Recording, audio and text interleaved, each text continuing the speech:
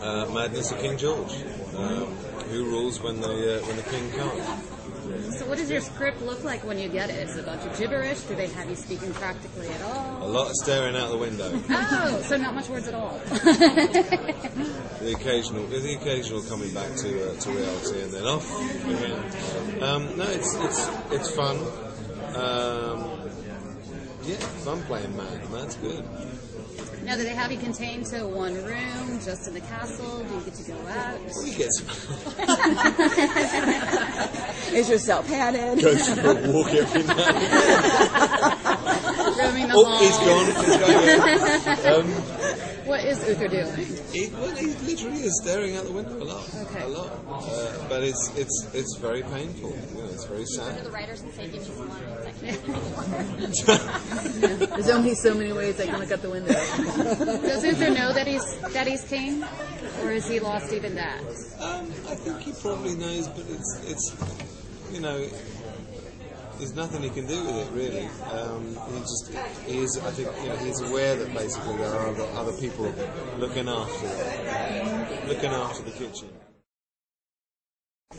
and Morgana is she's just bad. We love her. Bad and getting badder. She's great. It's really lovely for that Katie's just taking it in her stride. She's given some really meaty stuff to do with that. He's undoubtedly showing more humanity because he's much reduced, as it were. So the kind of the wall of Victorian parental closure is dissolving. It's really there's some very nice emotional stuff. As I said over there, I'm very glad I didn't play Uther in Camelot because he died in the first episode. Not a lot was known about Uther, more than he caroused a lot, like drinking and womanizing.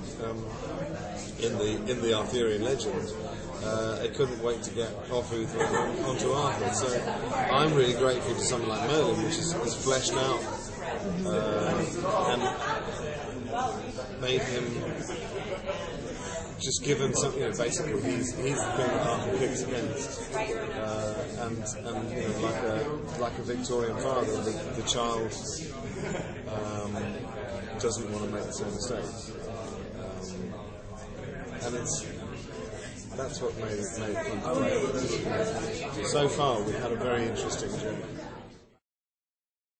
So we never get to do that many scenes together. Do you know what I mean? It's just because he's Arthur's servant, and I'm a king, mad or not. Will he be taking a sympathetic role to Uther's states? I know, yes. I'm horrible. I'm trying to get this. I will say yes. So yes, but ultimately it's his destiny is linked with Arthur's, not the Lord's. And the few times that he has been forced to intercede when Uther has been in trouble, it's been for Arthur. So there's no love lost between Uther and I do, yes. I see him as somebody who's basically doing the best he can with a very limited toolbox. It's the Dark Ages, and I mean there weren't that many family-friendly kings around. They made really drastic decisions, but he took the land. He didn't inherit it. He's a warrior, and he hasn't made a bad job of it. He just a little bit of ethnic cleansing, wiped out a third of the population, but otherwise, and occasionally resorts to chopping someone's head off. Quite a lot of burning at the stake. That seems to be the method of choice. It's interesting, obviously, I was talking to somebody earlier on, yesterday actually, basically, they wanted to see, he'd go back in time and see, the Great Purge, and actually visit the Great Purge. The part of the purge that I find interesting is the Uther-Gaius relationship. Kind of like the McCarthy witch trials. One feels that Gaius, what they've ultimately touched on, the idea that Gaius, to save himself, stitched up some of his friends. So I like the fact that Gaius isn't all clean, and that the problem, going back to something like the Purge, is it's huge. So I mean, if they did revisit it, and it would also, I did say to the guy at the time, it depends on how. It doesn't really affect Merlin. I mean, it's history, and it's how it's come around. But I mean, it's an interesting place to go. Yeah, it's a part. Every time I see John, because John Hurt is so wonderful as the dragon. He's fantastic. That I really would like to learn a bit more about that relationship. The guy yesterday asked me how I managed to tie the dragon up, and I must have got me there. Big chain.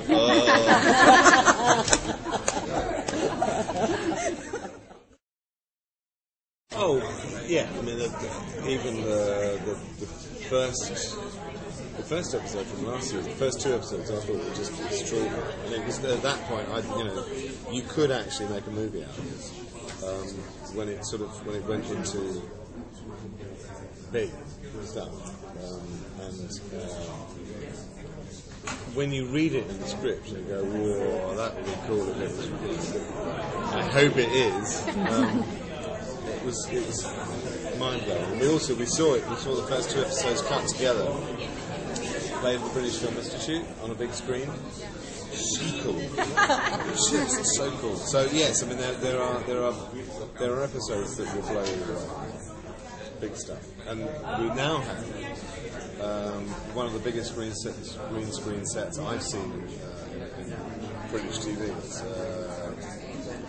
It's I can't think of the dimensions, but it's. Are they now treating the show kind of like it is more like a big theatrical release? It feels like the quality is just astounding. Well, this season, I don't know if anybody said, but we've moved to 35mm, which probably doesn't mean a lot to Americans because a lot of stuff in the past in America has been shot 35mm. But I mean, Buffy, we moved from 16mm to 35mm in the 2nd or 3rd season, I think. But in English TV, when everything is moving to digital and to video, and a lot of American stuff is now moving to digital, to HD. For me, it's really powerful. When we go to 35mm, 35mm is the most beautiful medium, and it has a richness and a depth that you just can't get with HD. And so, for me, it's the way to go. It's like, it may be a retrograde step for the accountants, but man, it looks good. So yeah, it's looking more filmic and more beautiful. And Dale, the DP, is very, very talented. Yes. The BFI now basically represents pretty much everything cinematic in England. And it's now taken over the role of it also, they have funding for movies. So yes, the BFI is a very strong part of our movie culture. So yes, it's a great show. It's a fun show. Congratulations. Well, thank you very much. Thank you. Yeah, I'm dead. Yeah, but I know something you know. I'm sure you do. Yeah, no, I was talking to the Dark Horse people yesterday, and there's some good stuff. No doubt. Oh yeah. No, I talked to Eliza on the phone yesterday. I didn't know Nikki was here. Yeah. Sarah Michelle was here. I didn't see her. Josh here? I know, I saw Josh. I saw Josh last night. Nicholas Brendan. Nicholas Brendan's downstairs, yeah. I know, I missed him. In the holidays. I know. You guys had a little mini Well, He'd have to stand in line for an hour for a ticket. Well, I'm going to be in LA for a while now, so Yes, that's fine. I haven't seen Nikki for a while. It's just there's so many of you here, just like, I know, and the fact that Sarah Michelle was. I Just a quick reunion. Yeah. Get them all in Merlin sometime. Be like, you can hang out in a castle. Come on.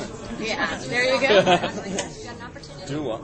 On Sarah's new show, would you want to do a small bit part on Ringer? On Ringer. What channel is it on? CBS. CW. No, I can't do that. Yeah, conflict. But I moderated the panel for Grimm yesterday.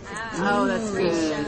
Grimwald's new show, and he was saying it'd be great fun to get me on as a guest star. Yeah. I said, well, we're part of NBC, so we can. That's what he said in the press room. Someone asked him, are you going to, which guest stars? And he's like, I just talked to Tony. And he said he'd do it. I do it in a flash. Yeah. He can kill me gruesomely. He could be a monster. Could be a monster. Cookie monster. Cookie monster, yes! That's what you said. You keep hearing the wrong things at this I know, table. it's my own mind. I just go there. Well, it's a new take on the Hansel and Gretel thing. No, if I'm not trying to get spoilers out, I'm saying the wrong thing.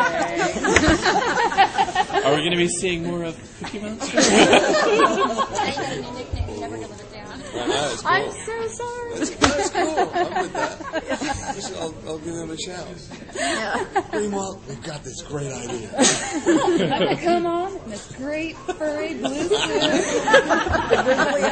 Wasn't that one of Grimm's fairy tales? Bangs. Bangs.